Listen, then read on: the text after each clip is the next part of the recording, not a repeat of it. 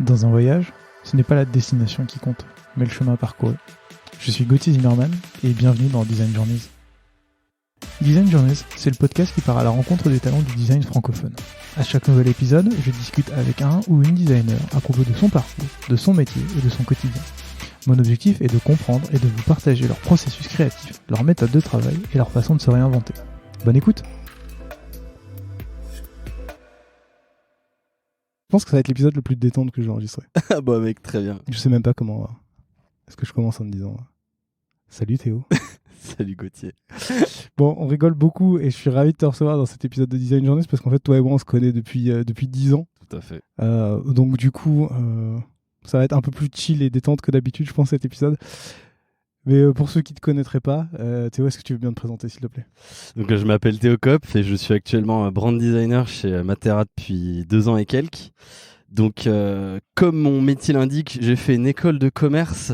Donc évidemment, on aura l'occasion de revenir sur qu'est-ce qui m'a amené sur les chemins du design alors que j'étais parti pour une carrière peut-être dans le commerce, dans le marketing, que sais-je.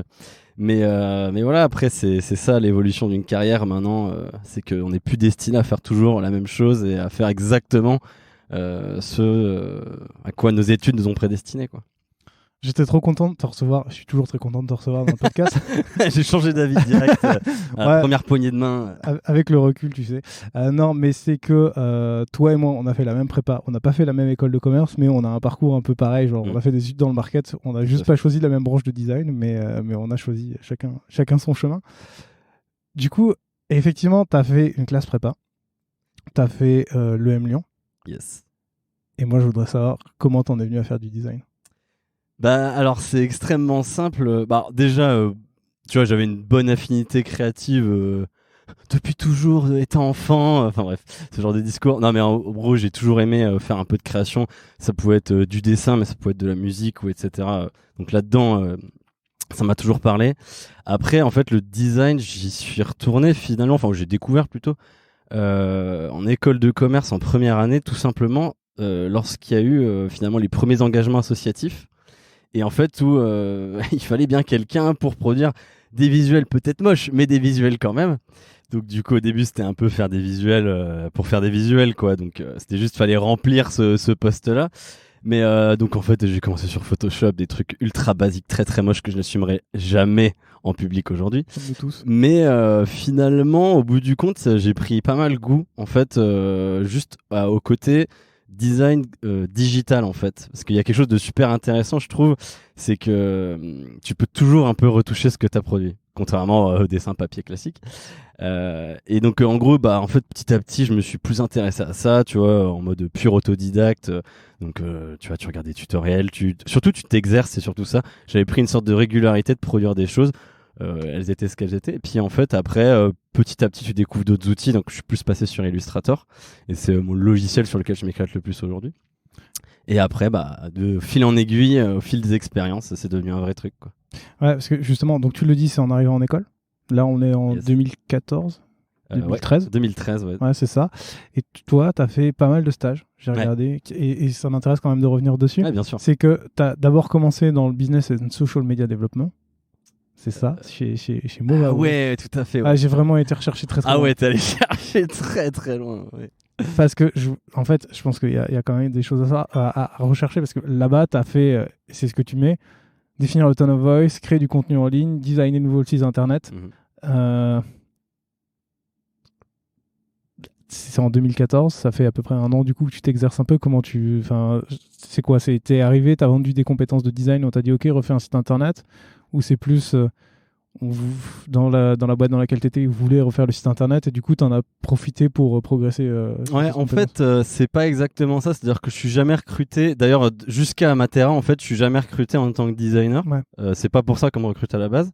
Donc bon, bah là, c'était mon premier stage. Donc de toute façon, c'était plus un stage à l'étranger, donc encore plus dur à trouver quand t'as pas d'expérience. Donc là, c'était vraiment un stage de fourre-tout, on va dire, dans cette boîte.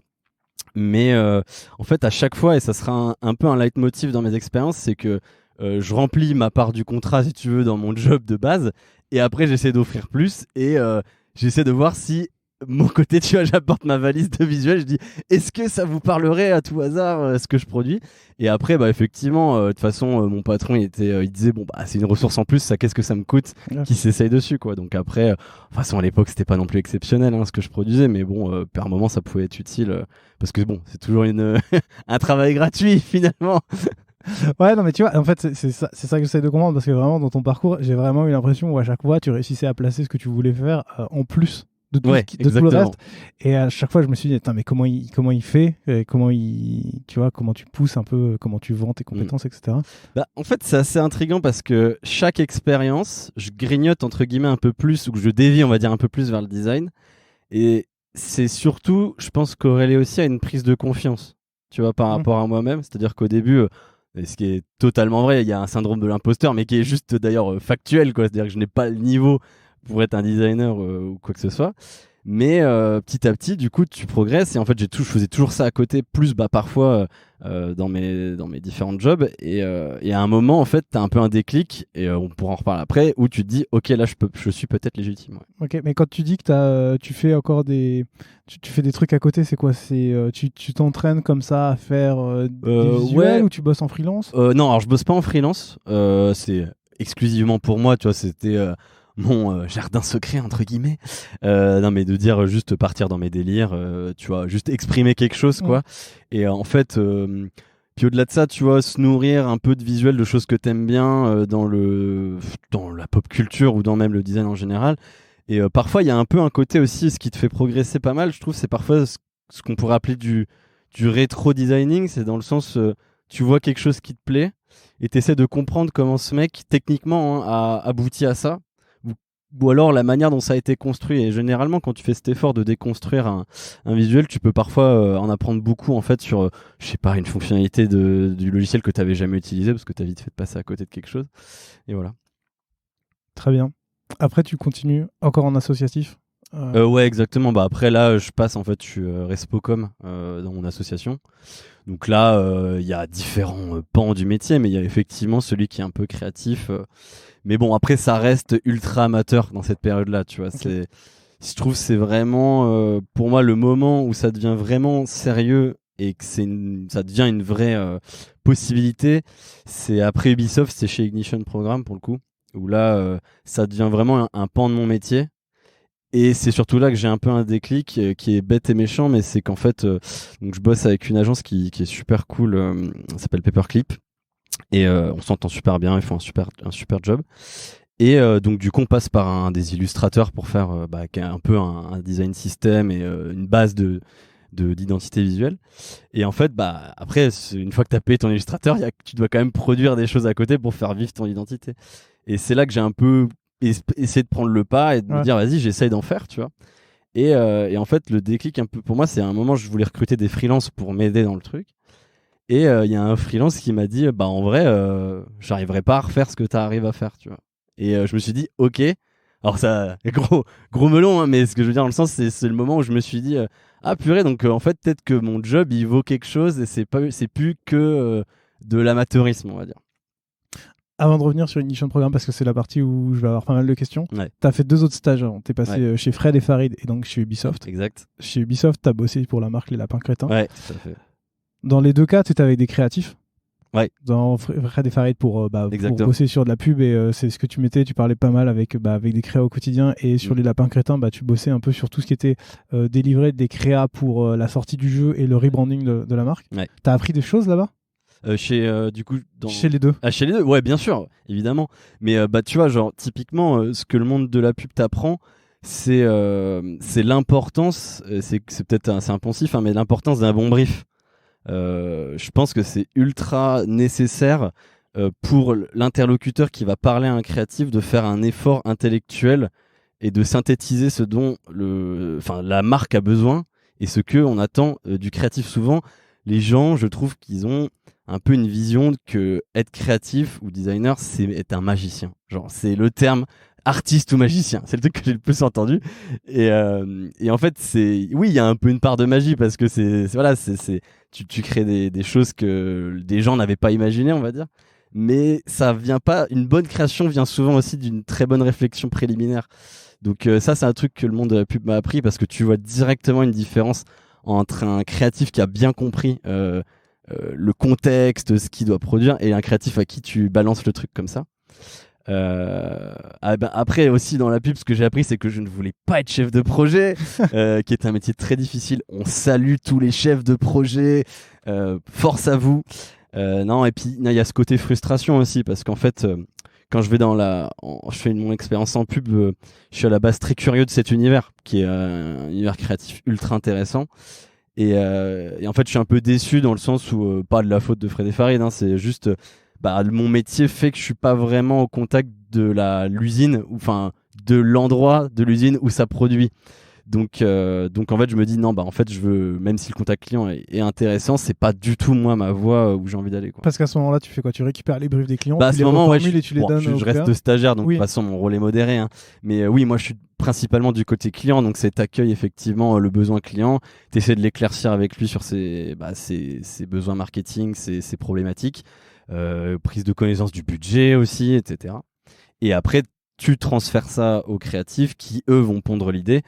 Et après, tu vas avoir tout le côté vente de l'idée et préparation, hein, les fameuses PPM, où tu vas absolument lister tous les éléments qui vont être nécessaires à la production. Ouais, donc toi, en fait, tu suivais pas le graphisme. Non, voilà, exactement. Tu donnais, tu récupérais exactement. et tu vendais le truc. Tu vois, finalement, même moi, parce que j'étais stagiaire aussi, mais je découvrais finalement les créas en même temps que le client parfois. Parce que, ah ouais.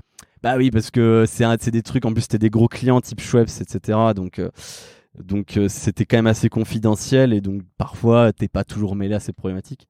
Bon, après ça c'est plus lié au contexte d'être stagiaire, mais quand même je me suis rendu compte aussi par mes supérieurs que c'était pas franchement la direction vers laquelle je voulais aller. Ça me titillait trop le côté créatif et t'as envie de participer en fait, sauf qu'en fait dans les milieux d'agences de pub c'est ultra codifié et à juste titre, hein, parce que chacun a son rôle. Mais c'était frustrant de dire parfois putain je peux pas participer au brainstorming et j'ai trop envie d'être à leur place, quoi, tout simplement. Est-ce que c'est des choses que tu as faites une fois que tu étais arrivé chez Ubisoft? Chez Ubisoft il y a une évolution, ouais. Mais c'est pas encore tout à fait ça, dans le sens où alors Ubisoft en gros, donc en fait j'arrive sur les Lapins Crétins, on sort un jeu en partenariat avec Mario, enfin Nintendo pour le coup. Et là, en fait non, mais encore une fois, mon rôle, tu vois, pareil stagiaire, tu vois, finalement. Donc dès qu'il y a de la prise de décision, on t'intègre de plus en plus au fur et à mesure qu'on a confiance en toi. Ouais. Mais c'est pas à toi. Et c'est aussi ça, tu vois, finalement, au bout du compte, ce qui va aussi m'amener en dehors du système grand groupe, on va dire, parce que j'en ai eu un peu marre aussi de ce côté, il faut tout faire valider et que, alors.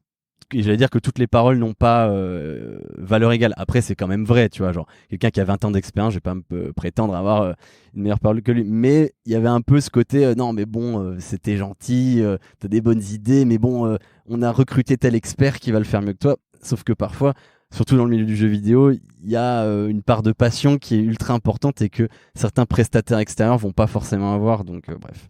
Mais après, ouais, il y a eu des projets quand même de style. On avait bossé sur du branding du coup chez Lapin Crétin. Alors, je t'avoue que je sais plus trop ce que le projet a donné parce que je suis parti avant.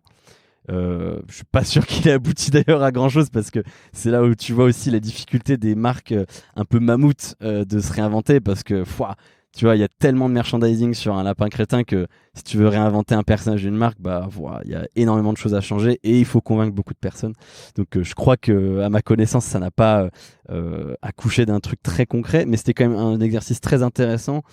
Et là-dessus, j'ai quand même eu plus l'occasion de participer, au moins, tu vois, de me nourrir des procédés de certains créatifs, de voir comment est-ce qu'ils réfléchissent à une marque, comment est-ce qu'il la découpe, comment est-ce qu'il la désassemble pour recréer quelque chose, quoi. Donc ça t'a un peu aidé pour la suite? Ouais, bien sûr, évidemment. De toute façon, je pense qu'il y a jamais...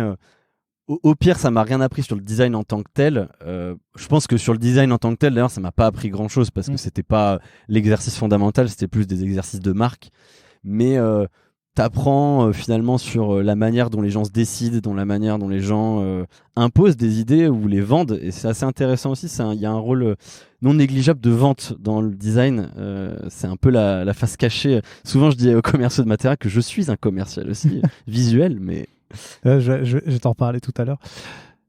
avant de parler d'Ignition Programme, il y a quand même une petite chose que tu as faite entre Ubisoft et Ignition, c'est que tu as fait du freelance. Ouais, très rapidement, ouais.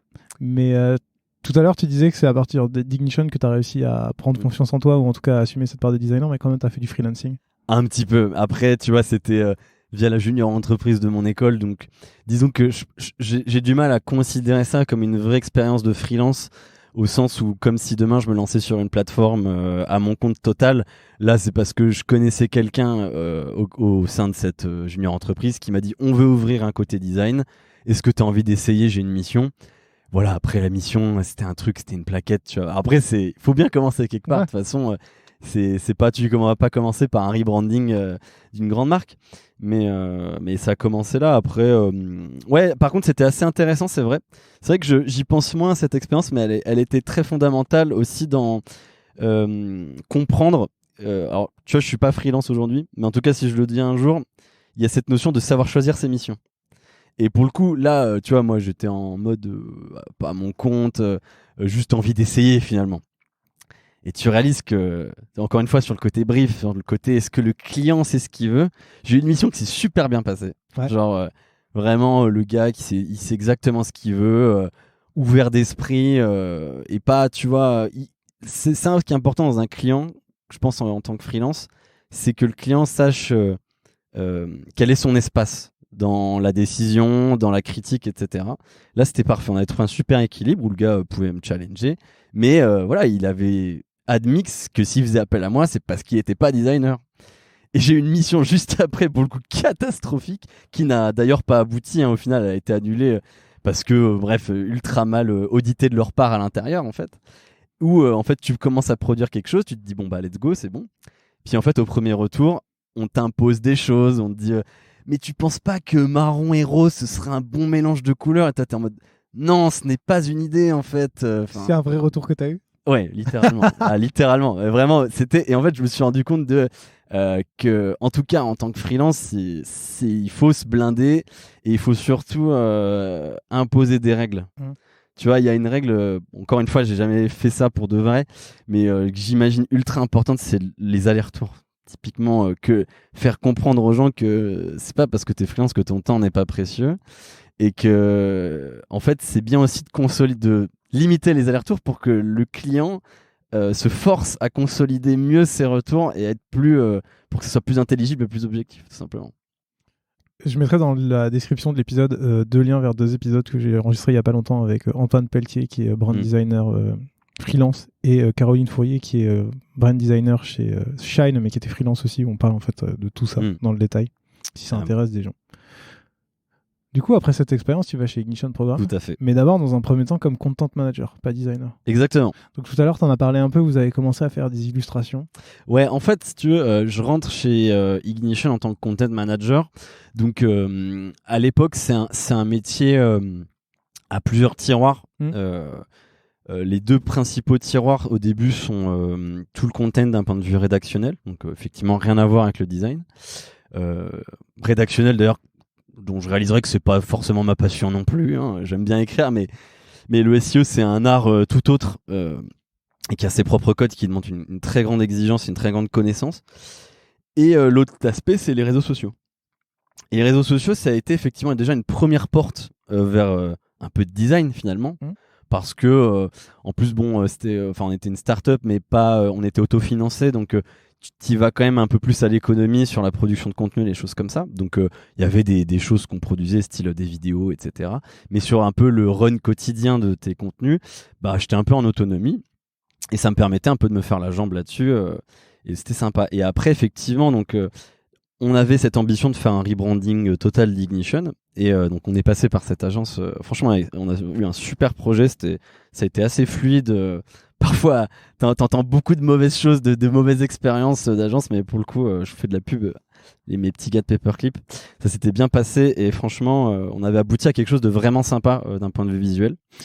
Et vas-y. Mais d'ailleurs, sur cette partie rebranding, c'est on va dire, toi, t'es juste content manager à cette époque-là. Alors est-ce que tu participes au rebranding? En gros, c'est là qu'il y a une bascule qui se fait un peu. C'est-à-dire que je reste quand même un observateur. Mais dans le sens où ce projet il appartient à l'agence, et comme je te dis, tu vois, là, pour moi l'important c'est respecter l'espace de chacun des intervenants du projet. Et en fait, moi ce que j'ai fait, c'est que en fait, avec mon boss Léo de l'époque, on avait beaucoup réfléchi à qu'est-ce qu'on voulait d'un point de vue visuel, parce qu'on avait quand même, lui et moi, on n'était pas des designers, mais on avait une affinité avec ça, et on s'était dit, vraiment, on a envie de donner une vision assez précise de ce qu'on veut, et d'aller vers un style graphique très précis. Donc du coup, on avait déjà fait cet effort de dire, ah ouais, ça j'aime vraiment bien, tu vois, ce style-là, ce style-là, ce style-là. Et après, avec l'agence, on a co-construit ça ensemble. Mais effectivement, au début, moi, je reste dans la réaction, on va dire, dans le sens où c'est pas moi qui dis à l'agence, j'ai produit un truc, on va le mettre dans le projet, quoi. Mais pour bien comprendre, du coup, là, le brief que vous faites, c'est des briefs principalement sur des visuels ou aussi c'est même sur Alors là, refonte en du fait, logo c'est une refonte totale. C'est en 3 temps. T'as un logo de base. T'as le site internet totalement à refaire. Et après, t'as un set d'illustrations qui peut se réutiliser dans différents contenus, etc., quoi. Ok. Plus charte graphique, etc. Et donc toi, tu étais sur le brief de tous ces éléments. Ouais, on était sur le brief entier, quoi. Le brief se finit, enfin Ouais. la mission se finit, vous récupérez des illustrations. Du coup, tu peux reparler un peu de ce que tu disais tout à l'heure ou toi tu Ouais, commences... carrément. Bah en fait, du coup, on a des super illus. Alors, j'avoue, je me rappelle plus l'illustrateur qui nous l'a fait, mais c'était vraiment top. Mais il y a toujours cette question quand tu finis un projet avec une agence, et c'est un peu parfois l'engrenage un peu vicieux qui est pas, enfin vicieux entre guillemets, qui est pas facile à désamorcer. C'est que tu as une dépendance en fait envers l'illustrateur, ou en tout cas vers l'agence qui t'a produit ces visuels. C'est parce que souvent les boîtes n'internalisent pas la production de contenu et de visuels. Donc il y a ce côté purée, mais demain en fait je veux un visuel mais qui est pas du tout exprimé par les illustrations que j'ai en stock. Comment je fais? Donc en gros c'est un peu pas la situation à laquelle on a été confronté, dans le sens où j'ai pris assez vite les devants là-dessus. Mais on s'est dit, ça serait intéressant d'arriver quand même à produire des choses par nous-mêmes.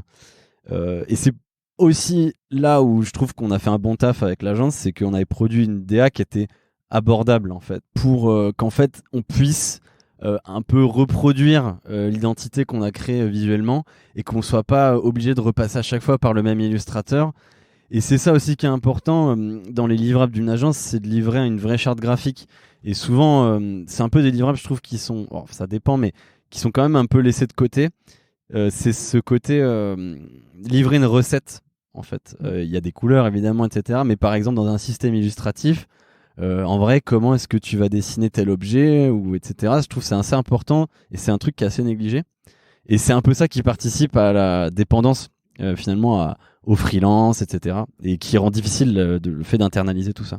Et donc nous, pour le coup, je trouve qu'on avait fait un bon job là-dessus, parce que... Mais du coup, c'est l'agence qui vous avait fourni une recette ou c'est vous qui avez démonté ou dans le brief essayé d'amener quelque chose de tel Non, sorte? franchement, l'agence avait fait un super taf là-dessus. Alors, ils n'avaient pas donné une recette précise, mais en fait, c'était assez simple et bien précis dans l'usage des couleurs et un peu le style graphique général, pour que ce soit reproduisible et...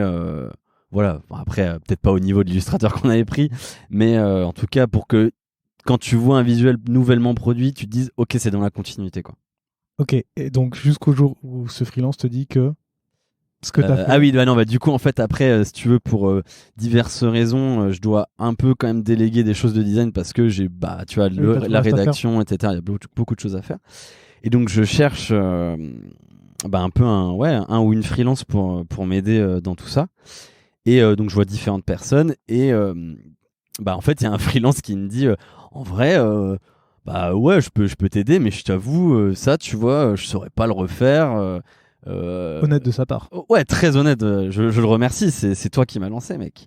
Mais non, mais du coup c'est évidemment un peu grisant, mais surtout t'as un peu un syndrome de l'imposteur qui se brise à ce moment-là, parce que tu te dis que c'était quelqu'un en plus qui faisait franchement du bon travail, tu vois, c'était pas quelqu'un de médiocre ou quoi. Donc quand quelqu'un que tu dis que t'as sélectionné parce qu'il fait du bon taf te dit oh franchement ça tient grave la route ce que tu fais, ça te fait un petit déclic, et tu te dis ok, c'est donc peut-être possible pour moi aujourd'hui de m'identifier comme un designer.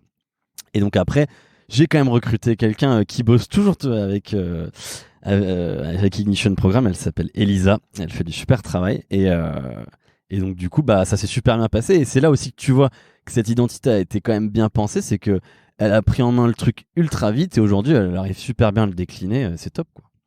Du coup, pourquoi est-ce que tu pars d'Ignition?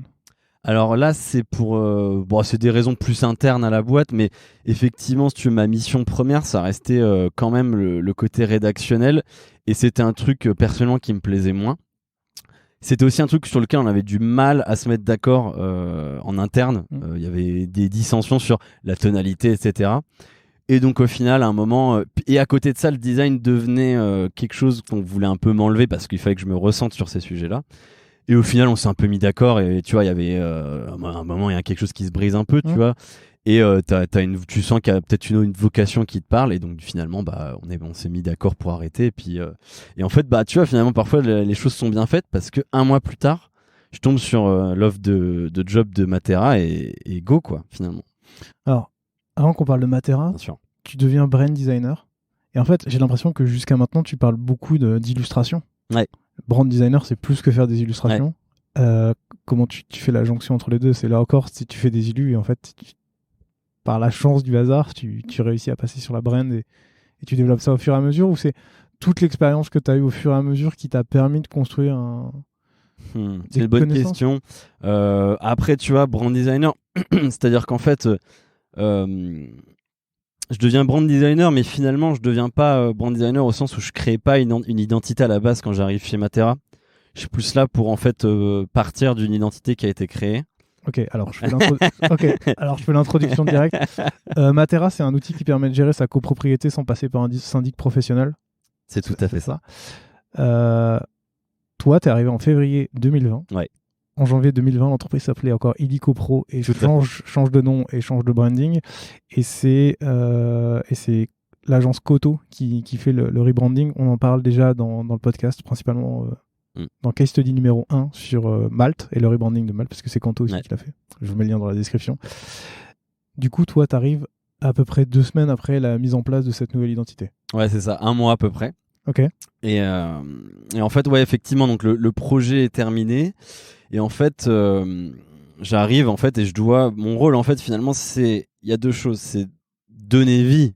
C'est ce côté-là, tu vois, internaliser la production chez nous, chez Matera, pour que voilà, on soit pas dépendant de quelque chose et qu'on puisse créer de nouvelles choses de manière constante. Quand tu dis ça, c'est internalisé, encore une fois, c'est principalement de l'illustration ou c'est... Ouais, à la base, c'est principalement de l'illustration, et après aussi sur tout ce qui va être contenu web. Donc il y a une part aussi du XUI, on va dire, entre guillemets. J'emploie ces grands termes, mais bon, on reste sur de la conception de landing page, hein, pas de product. Mais à la base, c'est ça, quoi. C'est refournir en fait la bibliothèque d'illustration.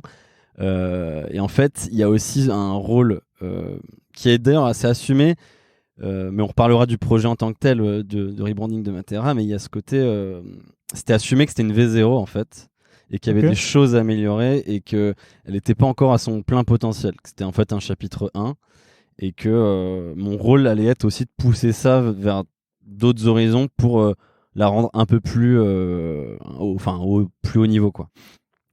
C'est intéressant que tu dis ça, parce que les 2 questions que je voulais te poser dans un premier temps, c'était comment tu abordes le fait d'arriver dans une entreprise qui vient de changer de marque et sur laquelle en fait tu dois juste, entre guillemets juste, la faire continuer, et ensuite comment tu t'acclimates à cette nouvelle marque. Donc du coup, je vais un peu changer ma question en si tu arrives et que c'est une V0, c'est quoi la suite? C'est quoi tes objectifs? C'est quoi ton rôle? Qu'est-ce que tu dois faire autour de tout ça?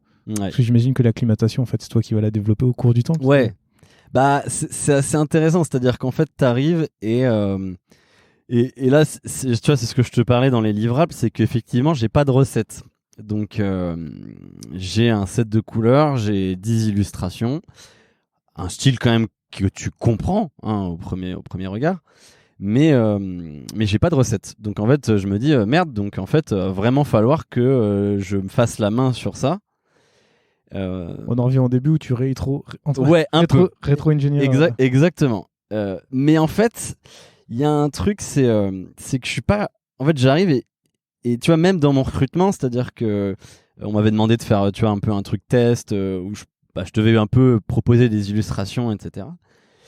Et tu vois, j'avais senti quand même que dans le style d'illustration qui avait été proposé, c'était pas très judicieux, je trouvais, pour la marque.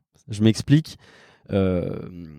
Mais c'est d'ailleurs, enfin bref, le fait que ça colle pas et qu'on ne soit pas arrivé pour moi à la fin de ce projet à un truc parfait où tu te dis c'est clean, on peut remballer, c'est posé, c'est aussi une responsabilité de notre côté. C'est-à-dire que je pense, moi j'ai essayé d'un peu, tu vois, de revoir dans l'historique, etc. Donc j'y étais pas, mais tu peux comprendre certaines choses, qu'il y a aussi, et c'est là l'importance d'un client de bien savoir ce qu'il veut, tu vois, et de savoir aussi comment il se définit lui.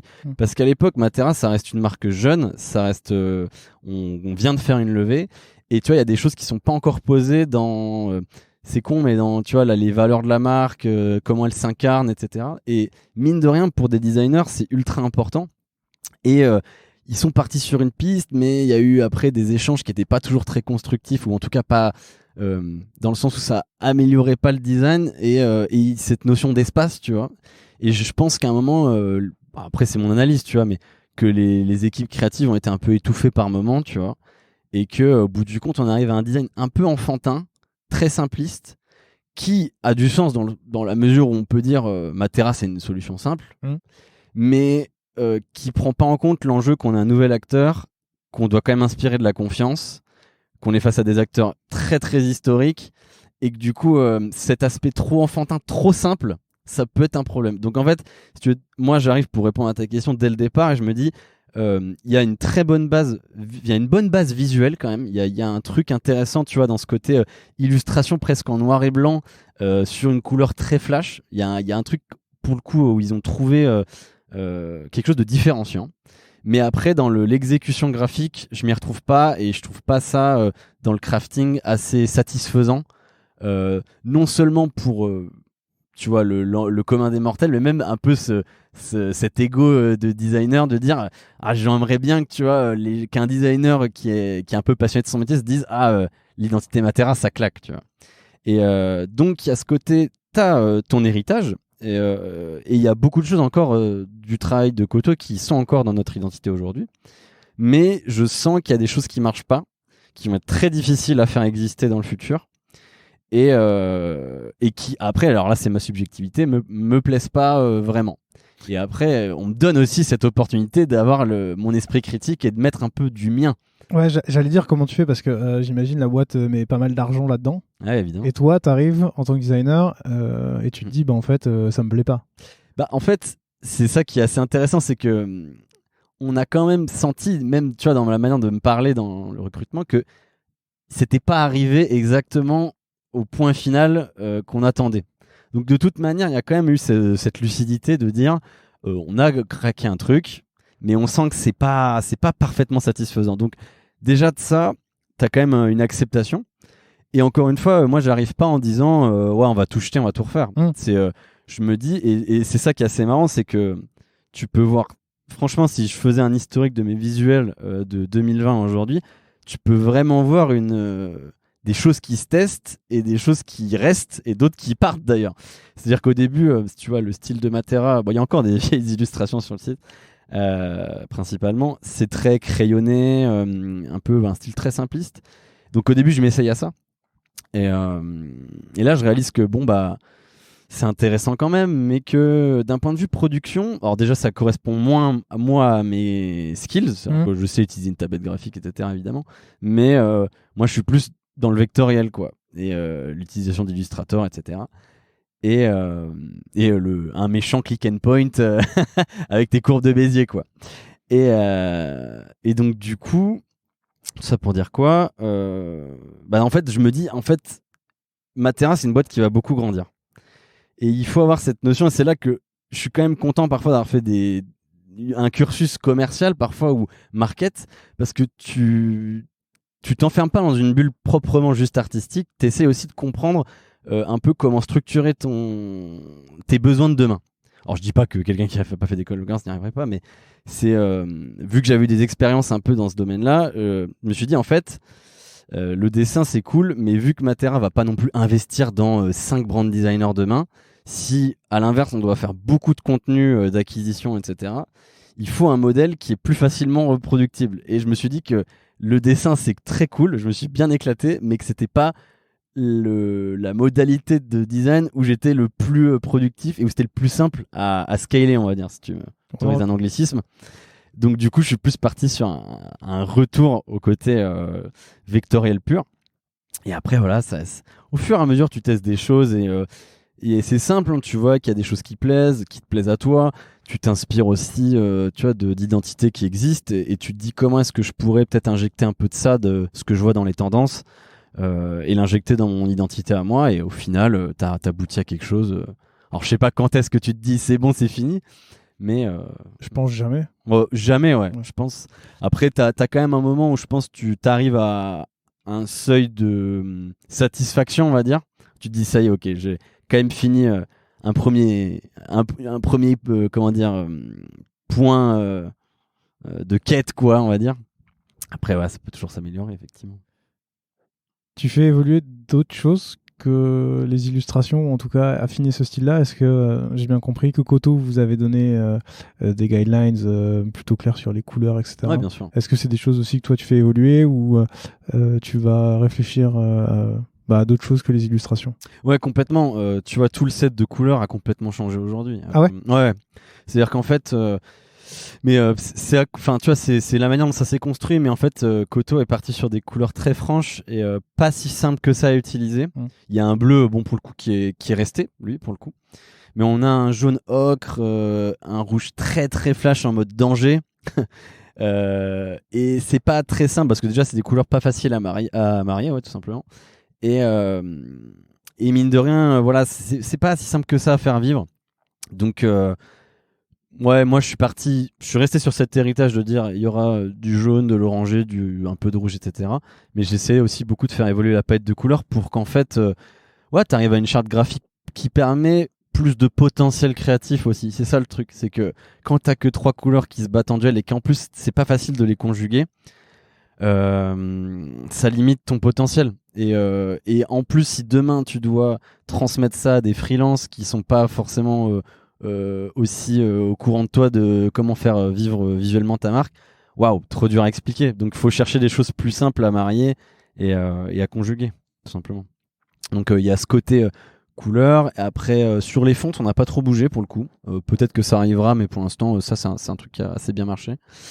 Et après, bah, l'idée, c'était aussi de développer beaucoup de formats différents sur, tu vois, vraiment, t'as tous les contenus possibles, quoi. Ça peut être une landing page, un visuel que tu vas utiliser dans tes Facebook ads, ça peut être une plaquette commerciale, etc. Donc, faut faire vivre tout ça, quoi, tout simplement. Tu disais que les illustrations avaient pas mal bougé, que le style avait évolué, enfin que tu te cherchais. Pareil pour les couleurs. Comment tu gères on va dire le delta, parce que j'imagine que les illustrations que tu as sorties au fur et à mesure, elles se sont installées sur le site, sur l'appli, on y reviendra après. Une fois que tu as trouvé plus ou moins ton style, j'imagine que quand tu revois tout ce que tu as fait, tu te dis oula, ça va pas, ça va pas. Est-ce que tu reviens dessus? Est-ce que c'est des choses que tu laisses de côté? Comment ça se...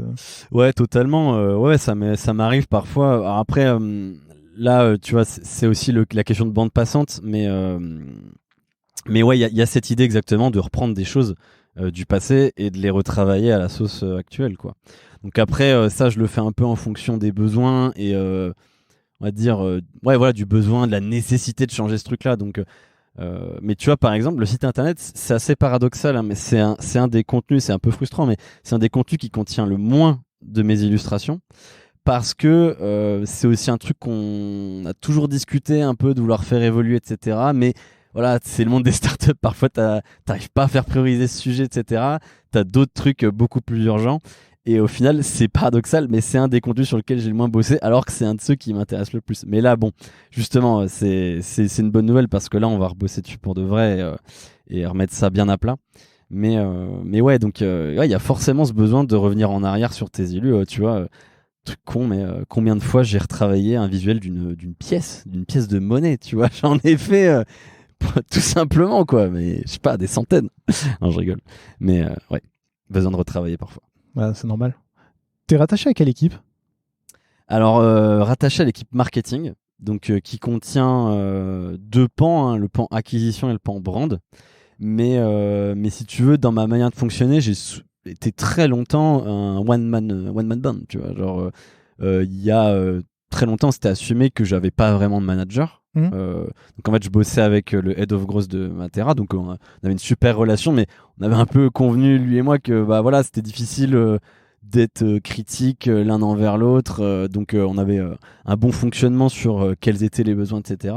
Mais pendant longtemps, j'ai quand même été un peu à mon propre compte, ce qui a été super intéressant pour le coup, parce que là, je peux vraiment dire que j'ai connu une phase de liberté absolue. Donc trop bien pour tester, pour explorer, etc. Après, là, c'est parfait, c'est le bon timing. On commence vraiment à justement donner un peu plus de corps à cette équipe marketing. Je recrute un brand designer. J'allais te poser la question de est-ce que tu es tout seul ou pas. Donc... Voilà, venez, j'en ai marre d'être seul. Non, je rigole. Je mettrai là dans la description pour les personnes qui s'intéressent.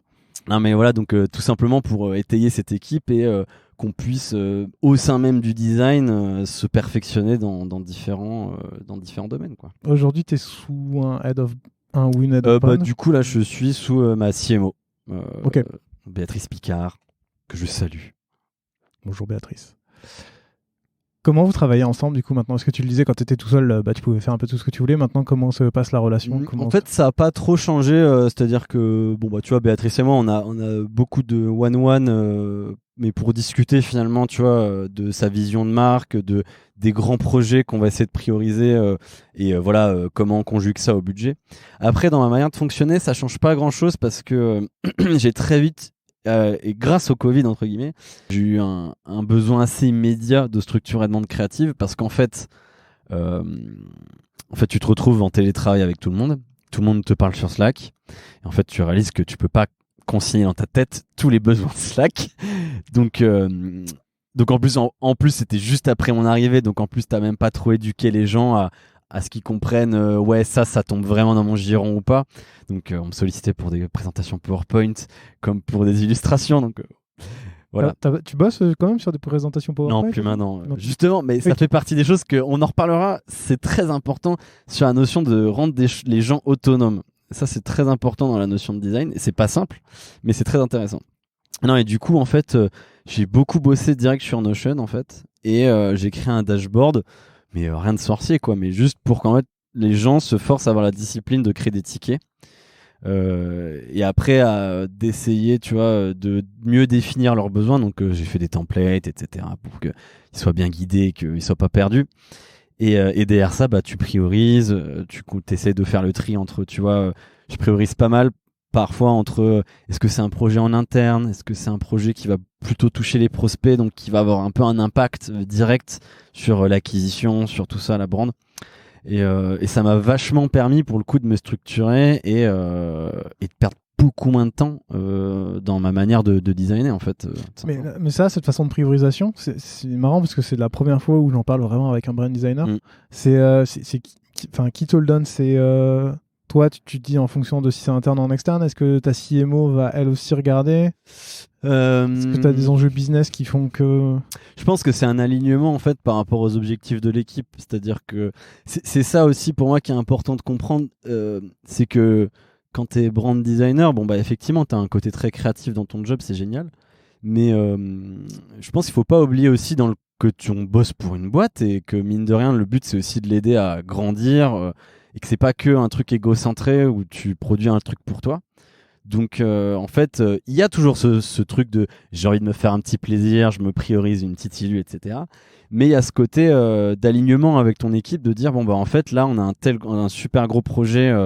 Tu vois, typiquement en ce moment on bosse sur un welcome kit qu'on va envoyer à nos nouveaux clients.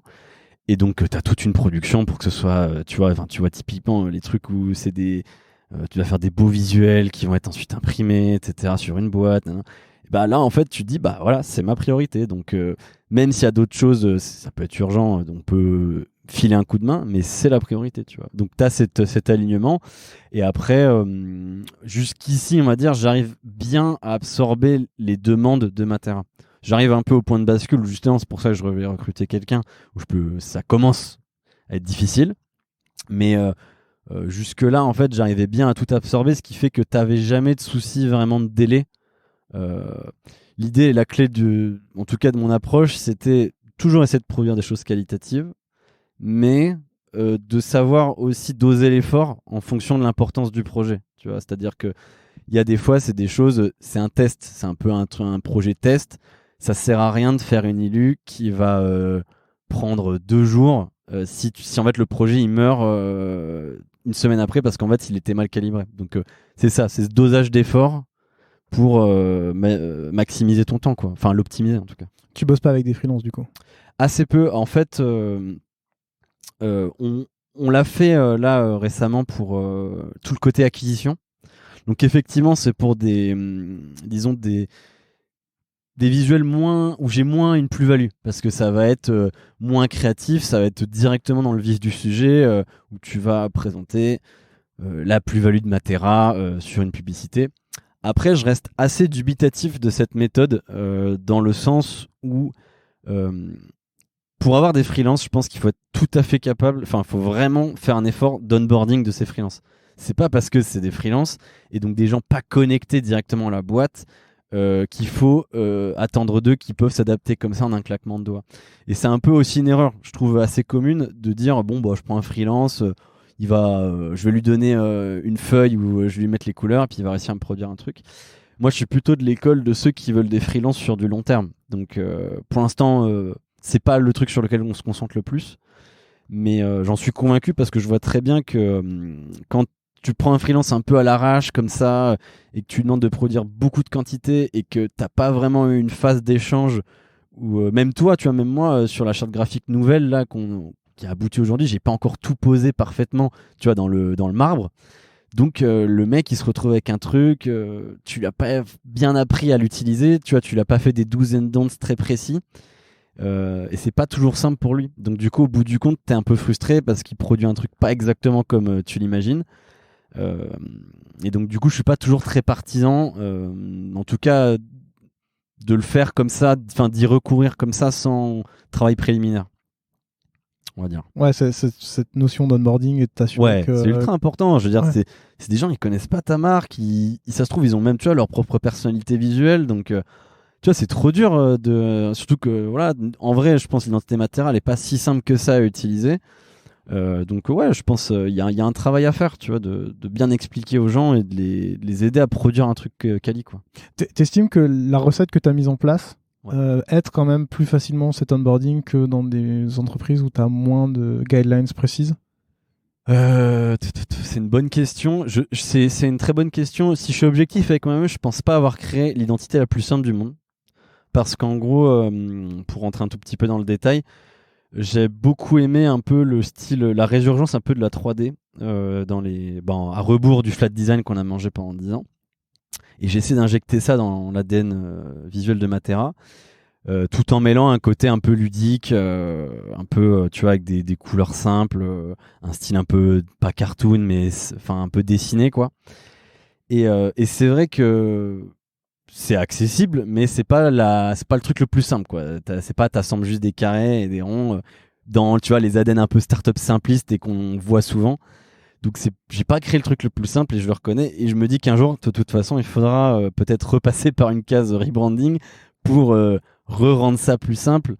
Et tu vois, il y a un truc super intéressant aussi, c'est à quel point c'est devenu un projet personnel, en fait. C'est-à-dire que et ça, pour le coup, je l'assume totalement. C'est pas ça, entre guillemets, mais c'est une identité qui est trop reliée à moi. C'est-à-dire que.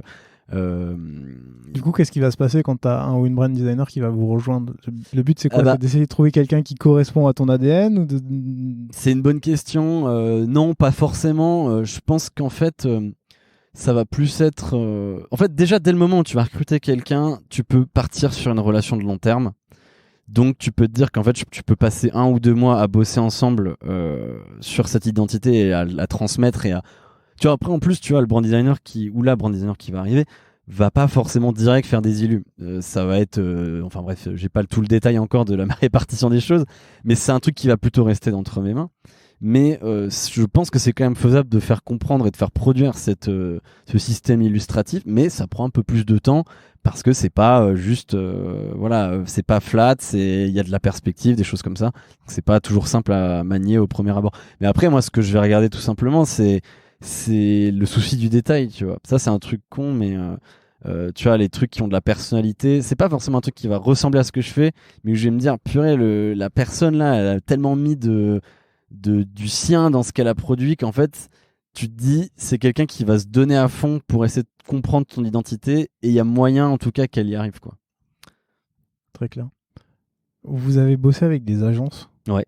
pour de la publicité, soit dans le métro, soit à la télé.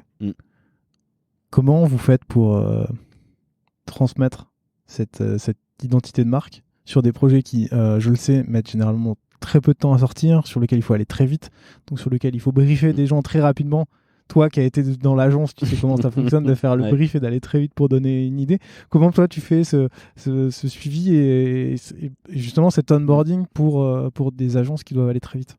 Bah après, si je suis honnête, tu vois, si tu regardes nos différentes campagnes de pub, on va dire grand public, il n'y a pas tellement d'identité Matera qui ressurgit, dans le sens où ça a été des campagnes très... tu vois, on a une campagne métro, et celle-là, il fallait vraiment la faire très rapidement.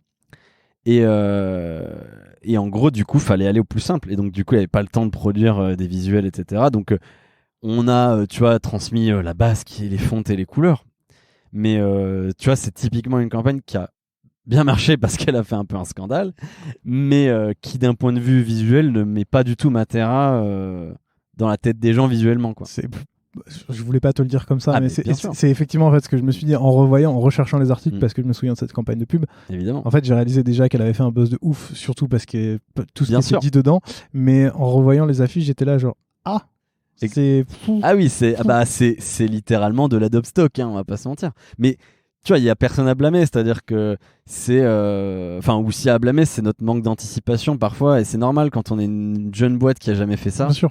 Tu fais toujours tes premières campagnes à l'arrache, malheureusement, donc je trouve qu'on s'en est bien sorti par rapport au contexte. Mais effectivement, c'est une pub qui place pas l'identité visuelle de Matera dans la tête du consommateur. Et après, sur notre campagne télé, idem, tu vois, c'est un film, donc déjà, j'avoue que c'est pas, moi, je suis pas ultra calé dans le côté, tu vois, vidéo, etc. Enfin, c'est pas là que j'ai une plus grande connaissance de direction artistique. Et en plus, je trouve que c'est ultra dur. C'est très très dur de pas être répétitif dans le style vidéo et photographique. Encore plus dur que dans de l'illustration. Donc voilà, on est parti sur plus la tonalité qui devait être un peu différente, et après sur effectivement la réalisation en tant que telle, j'ai pas eu une grande voix au chapitre, tu vois. Mais aussi c'est lié au fait que même à l'époque là, je suis pas encore arrivé au bout de mon itinéraire, c'est-à-dire qu'il y a encore des choses qui sont pas totalement posées, notamment les couleurs, ça a été vraiment le truc le plus difficile parce que je voulais pas changer totalement et en même temps je voulais tester des choses. Et tu vois, à cette époque là, c'était pas encore abouti. Plus, il y a une autre notion, c'est que tu vois, un système illustratif, c'est super bien. Je suis pas convaincu qu'en publicité, ce soit la meilleure chose, en fait. Parce que, tu vois, une pub à la télé, si tu fais un système illustratif, ça veut dire que tu dois faire du motion design. Donc, ça veut dire que tu dois quand même penser à la manière dont tu animes ta marque visuellement, en mouvement, quoi. Et ça, c'est un truc, on n'y est pas encore du tout, quoi. Donc franchement, tu vois, c'est un choix qui me paraît cohérent de dire on reste sur quelque chose d'abordable pour tout le monde, en fait. Tout à l'heure, tu parlais du fait de pouvoir laisser les gens en autonomie. Donc aussi toujours dans cette continuité de quelle est la balance en fait finalement entre créer quelque chose de nouveau, réutiliser, etc. Là, on en a parlé un peu du coup dans la publicité sur lequel il y a un parti pris qui est fait de s'éloigner un peu de ce qui existe pour la simplicité. Comment ça se passe pour vous en interne, du coup, sur la réutilisation des assets, la création, etc. Quand est-ce que tu fais en sorte de te dégager du temps pour pas faire des tâches qui sont soit répétitives, soit à faible valeur ajoutée? Alors, tu vois, il y a plusieurs exemples. Faut déjà se renseigner sur les outils qui existent sur le marché, parce que parfois on suspecte pas, mais la solution existe déjà. Une boîte a pensé à ton problème. Typiquement, tu vois, quand je suis arrivé, il y avait beaucoup de présentations. Et qu'est-ce que j'adore faire des PowerPoint. Mais c'est normal. Ça reste malheureusement un des contenus sur lequel il y a le plus de besoin. Mais effectivement, c'est pas là où en tant que créatif, tu as en général la plus grande des plus-values. Et tu vois, j'avais une double problématique. C'est déjà d'essayer de faire des templates que les gens puissent réutiliser, etc. Il y avait le côté coopératif qui était nécessaire parce que aujourd'hui dans une startup tu fais rarement une presse tout seul, donc tu as besoin d'être à 3-4. Et donc déjà il y a un problème, c'est que Google Doc ne permet pas de télécharger tes propres fontes si elle ne sait pas des Google Fonts. Donc déjà ton branding, il est déjà, tu peux te le mettre où je pense. Et je me suis malheureusement confronté à un problème qui est que si tu fais un template sur Keynote et t'as beau faire le tuto le plus détaillé pour jusqu'à comment installer une fonte, il y aura toujours quelqu'un qui n'y parviendra pas ou qui ne fera pas l'effort. Mais c'est normal, c'est pas leur métier, chacun a pas le temps, tu vois. Ou en tout cas le met là où il veut le mettre. Et donc là, tu vois, je me suis tourné vers une solution, c'est un truc un peu récent. Donc il y a Canva, mais là je m'étais tourné vers un truc qui s'appelle Pitch. Et c'est un peu un PowerPoint-like qui reprend les avantages d'un Google Doc, donc c'est en ligne, etc. Et à côté, tu peux paramétrer toutes tes polices, etc. Et ça m'a sauvé la vie sur ce côté-là. C'est-à-dire que là, aujourd'hui, peut-être que tu vois, pour un deck un peu important, je sais pas, si tu fais une levée de fonds ou quoi, on va me solliciter parce que là, il faut vraiment mettre du crafting particulier. Mais en tout cas, dans la vie de tous les jours, pour faire une presse, plus personne me sollicite. Donc en fait, ce que j'ai fait, c'est j'ai créé des templates, j'ai mis à dispo plein d'illustrations, et les gens font leur popote. Et après, le deuxième aspect, donc tu as le côté outil, et après, tu as le côté comment toi, tu essayes de créer ce que je peux appeler une hygiène de vie de designer. Alors, je suis pas toujours le plus parfait là-dessus, mais c'est le côté, ok, j'ai produit dans le feu de l'action 5 illustrations, comment je les rends disponibles demain à tout le monde. Donc en fait, là, c'est un truc sur lequel je me suis beaucoup concentré en ce début d'année, c'est de créer une bibliothèque, alors sur Figma et sur Notion, où je mets littéralement tous mes visuels, en tout cas que j'ai retravaillés, qui sont aujourd'hui à date, sur tous les formats possibles. Donc en gros, tu peux télécharger le PNG, le SVG, l'Illustrator, etc. Et ça fait que, en vrai, demain, un product designer comme, je sais pas, le commercial qui fait sa presse PowerPoint, il peut y avoir accès et il peut l'utiliser sans avoir à me solliciter. Et ça, tu vois, c'est déjà un truc. Alors, je pense pas que c'est encore la feature la plus utilisée dans ce que je produis. Mais en tout cas, demain, quand tu veux créer un système un peu scalable où les gens peuvent se servir par eux-mêmes, c'est ultra important de penser à ça, quoi. Justement, tu travailles avec les équipes produits? Alors, c'est un grand sujet. Et alors, on travaille ensemble, mais tu vois, et ça, typiquement, c'est une erreur, entre guillemets, qu'on a faite. C'est que quand on fait notre rebranding de Matera, on ne briefe pas l'agence pour qu'elle repense l'identité visuelle pour la brand générale et pour le produit. On ne le pense que pour la brand. Et ça, c'est une erreur parce que quand tu veux avoir une harmonie générale entre un produit et... en fait, un produit va apporter des contraintes énormes sur un design parce que, tu vois, typiquement, quand tu vois, il y a certaines illustrations qui passeront pas sur un produit ou... Donc c'est super important et ça, tu vois, pour le coup, c'est malheureusement quelque chose qu'on n'a pas fait. Et ça se ressent encore aujourd'hui dans le sens où la coopération, en vrai, on s'entend super bien et on se sollicite mutuellement, mais c'est pas le pont le plus évident aujourd'hui. Et encore aujourd'hui, je pense qu'on a beaucoup de progrès à faire. Après, c'est une question de priorité aussi, tu vois. Sur le produit, Romain, notre Head of Design, a fait beaucoup de choses déjà pour déjà améliorer l'apparence globale du produit en fonction, voilà, des couleurs de base qu'on s'est définies. Et tu vois, recréer des components, etc. Juste pour améliorer déjà l'expérience globale. Et tu vois, en fait, le côté branding X product, on s'est dit que c'était un peu l'étape d'après quand déjà ce premier pilier de design était atteint. Donc là, on commence à l'atteindre, mais je pense qu'il y a encore beaucoup de choses à faire. Ouais. Tu penses à quoi? Bah, notamment, nous, notre sujet entre nous, c'est de faire en sorte que le système illustratif de Matera puisse être vraiment compatible et intégré dans le produit. Donc aujourd'hui, c'est assez simple, c'est-à-dire qu'on va me présenter tu vois, une image d'une maquette, etc. On va me dire, voilà, ici se passe quelque chose, on a besoin d'une illu. Donc là, en général, bah, je produis quelque chose custom, on va dire, pour le produit, et ça va être intégré, etc. Donc ça, on collabore quand même ensemble. Mais disons qu'il n'y a pas t'as pas un run encore bien régulier qui se fait entre les deux équipes. Mais bon, c'est une question de priorité, tu vois.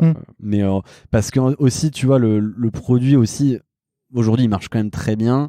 Et même si on a besoin d'illustration, enfin, c'est pas que c'est pas la priorité, mais il y a tellement d'autres sujets plus prioritaires qu'à un moment, bah, faut faire des choix de combat.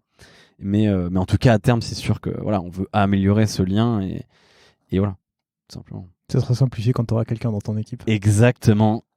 Non mais exactement, tu vois, c'est typiquement ça. C'est-à-dire que t'es dans ton run, il y a beaucoup de choses, t'absorbes, mais du coup, tu peux pas prendre autant de temps que tu le voudrais sur certains sujets, tu vois. Et ça, typiquement, c'est un sujet, ça se craque pas comme ça en une après-midi. C'est vraiment, tu dois mettre en place des routines, tu dois mettre en place une vraie discussion de remise à plat de l'identité. Et ouais, ça demande trop de temps par rapport à l'opérationnel, malheureusement, que j'ai aujourd'hui. Donc, c'est l'intérêt de grandir en équipe aussi, quoi. Et puis de toute façon, j'ai l'impression que c'est une fois que tu auras craqué ce truc-là, tu découvriras un autre problème au bout du chemin. Évidemment, mais ça, c'est certain. C'est certain. Est-ce que il y a une question que tu aurais voulu que je te pose que je t'ai pas posée? Une question que j'aurais voulu que tu me poses. Oh putain, j'ai pas d'inspi, c'est terrible. Ça, c'est, tu vois, vraiment le truc d'entretien, genre, est-ce que... Ouais, je sais, je teste de nouveaux trucs, tu vois, pour un peu voir. Non, en général, je suis assez peu inspiré par ça. Non, Ou une en chose vrai- que j'aurais oublié sur ton parcours, dont tu veux absolument parler. Non, en vrai, franchement, on a bien revu le truc, l'ensemble des choses. Puis, ouais, puis sur Matera, je pense qu'on a quand même couvert pas mal de choses sur l'évolution de la marque, etc. Donc, j'ai l'impression d'avoir dit ce que je devais à dire. Peut-être beaucoup de bêtises, je ne sais pas. J'ai pas l'impression. Mais en tout cas, j'ai hâte de voir un peu comment vous allez réussir à organiser cette partie brand produit Ouais, bien ensemble sûr. et de voir comment ça évolue. Ouais, il y a beaucoup de choses à faire et c'est très excitant pour le coup. Mais l'important, tu vois, un truc qui est important quand même chez Matera, c'est que même si tu vois, on n'a pas toujours pu tout prioriser dans ces côtés-là, parce que bon, voilà, je suis le seul brand designer, etc. Il y a quand même, et ça c'est important, je trouve, une croyance dans ce truc-là. C'est-à-dire que j'ai jamais eu quelqu'un dans la boîte qui m'a dit mais c'est du bullshit, tu vois. Et ça, je trouve c'est important, même si c'est, moi je suis pas du tout, j'assume, je sais que je suis support dans cette boîte. Je suis pas lié au core business. Mais il y a, je trouve, quand même cette idée de. Il n'y a pas comment dire, d'arrogance ou de mépris par rapport à ma profession. Tout le monde est assez d'accord et aligné sur le fait que c'est important. Et ça, mine de rien, ça donne beaucoup de motivation au quotidien de te dire je parais pas comme un truc annexe, quoi. Donc, ça, franchement, tu vois, c'est un truc vraiment cool dans la boîte. Avant qu'on ne se quitte, Oh non. et si, malheureusement, j'avais une dernière question pour toi, c'est est-ce que tu as des ressources à nous recommander? Alors, les ressources, en vrai, en ressources quotidiennes, moi, tu vois, je fais beaucoup de veille sur Dribble. Enfin, vraiment, je suis très classique là-dessus. Tu sais, j'ai installé, je sais plus comment ça s'appelle, Panda, il me semble. Hein. Donc, ça concatène tous les contenus existants des awards, de Dribble, Behance, etc. Donc, ça, c'est un truc que j'utilise énormément. Et donc, moi, je me fais ma petite veille quotidienne où je sauvegarde un peu les trucs que je trouve intéressants, etc. Après, plus récemment, un truc qu'on m'a partagé dans l'équipe product, c'est le rapport de Monotype sur les tendances de typographie de 2022. Et c'est un sujet très intéressant parce que c'est aussi un truc que j'ai découvert moi, tu vois, en étayant tout simplement ma connaissance du design. C'est que moi, j'étais très porté illustration parce que j'aime beaucoup le langage métaphorique, mais on sous-estime parfois la puissance d'une fonte. Et parfois, une belle police bien utilisée et qui a beaucoup de caractère et tu vois, qui s'inscrit super bien dans un système, ça peut valoir 1000 illustrations. Donc ce rapport est très cool. Ils font, je crois, ils dénotent, enfin ils distinguent 10 tendances globales. T'as beaucoup de suggestions, beaucoup d'exemples. C'est très fourni et c'est vraiment ultra cool. Tu vois, les fontes, c'est pas toujours simple d'en retrouver des nouvelles. T'as évidemment des trucs, des sites comme Typewolf, évidemment, mais ça c'est assez connu pour voir un peu les tendances et tu vas connaître aussi des fontes gratuites. C'est intéressant parfois. Mais là c'est bien parce que t'as plein d'exemples et des trucs un peu originaux que t'aurais pas trouvé forcément comme ça par hasard, quoi. Voilà. Très bien. Eh ben, merci beaucoup. Merci à toi, Gauthier. Si quelqu'un veut te contacter alors pour le poste, je mettrai encore une fois le Ouais, dans la bien sûr, description, bien sûr. mais si quelqu'un veut te contacter pour parler de ce que tu fais chez Matera, discuter avec toi, on les renvoie vers... Bah, vers mon adresse mail tout simplement. Donc theo.kopf. Ouais. Arriverez-vous à écrire ce nom de famille? Normalement, il y a ton nom dans le nom de C'est l'épisode, vrai. donc ça devrait... @matera.eu, mais bref, au pire vous me trouverez sur LinkedIn, hein, c'est d'autant plus simple. Je mettrai le lien vers ton LinkedIn et ton Évidemment. mail directement dans la description aussi, comme ça tu pourras te faire contacter pour toutes les questions qu'ont les gens pour toi. Trop bien, Théo, merci beaucoup Merci, Gauthier. de m'avoir accordé ce temps-là et puis un plaisir. à très bientôt. À bientôt. Salut. Ciao.